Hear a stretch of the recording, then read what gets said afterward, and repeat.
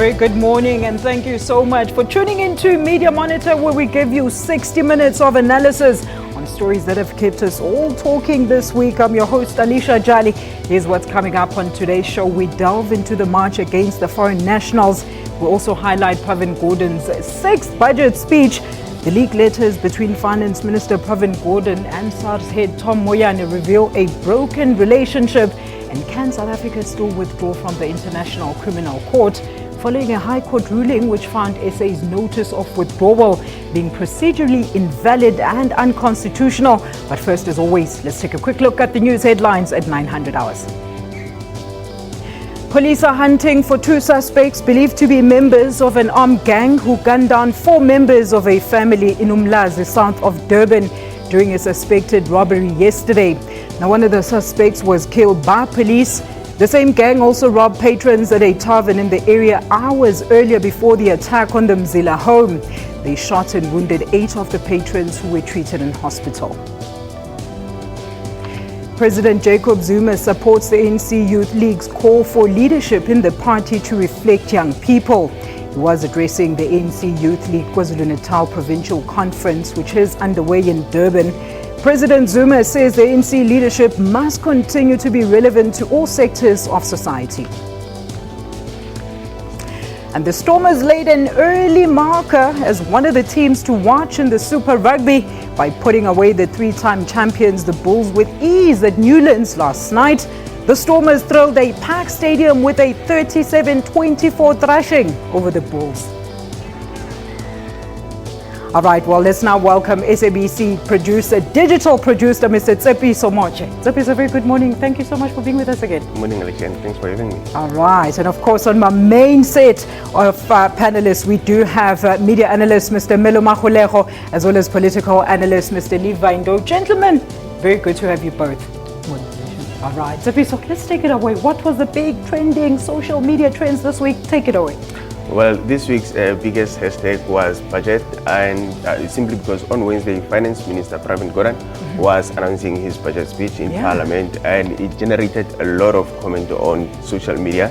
And as you can see, some of the comments from @_neo91 saying the 44% increase in tax for high earners, #budget 2017.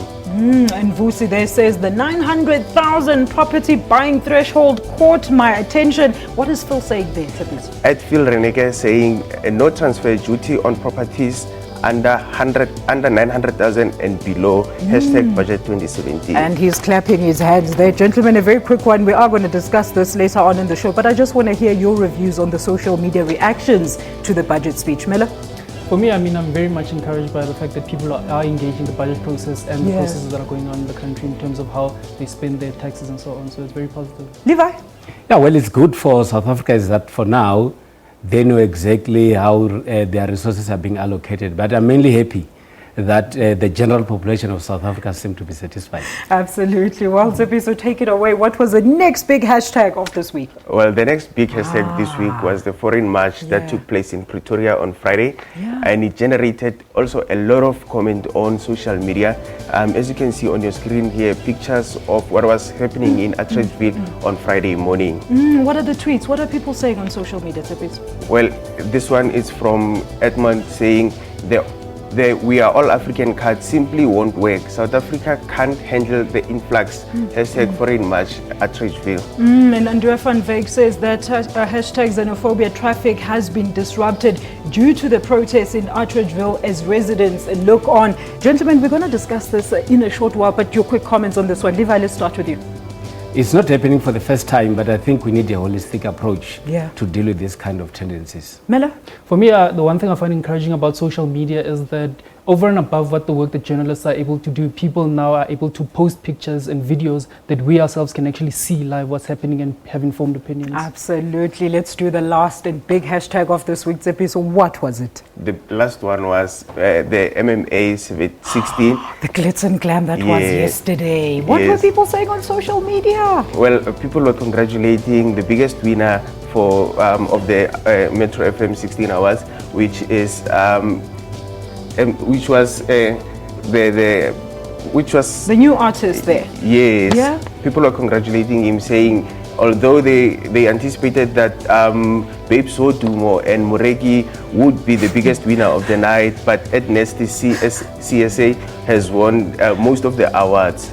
Best New Artist, Best Male Album, Best Hip Hop Album, and Best Song of the Year. Well done and congratulations. Tandokazi Mfundisi, they're saying, y'all let Babes Wodumo off. It's not even arguable that Wololo was the Song of the Year. Gentlemen, your quick reviews on this one, Melo. For me, I mean, I watched the awards last night, and in terms of performances, I found Leboso Kgobela's performance to be the best performance of the night. I mean, which is very surprising given that it's a gospel performance, what you term hip hop and R&B type of an event. Yeah. But the performance was very powerful. We have an abundance of talent in South Africa, We do. and I think these are the kinds of platforms where we should showcase what we have, and I think it's going to encourage more young people to come and join in the music industry. Absolutely. Now, Tsepiso, another story that I want to know how it fared on social media. Brian Malife was inaugurated as an ANC MP this week. What were people saying on social media? Well, there was a lot of mixed reaction. Yeah. Although there were some who were happy that he will now make the changes that they feel that Finance Minister Pravin Gordhan failed to implement.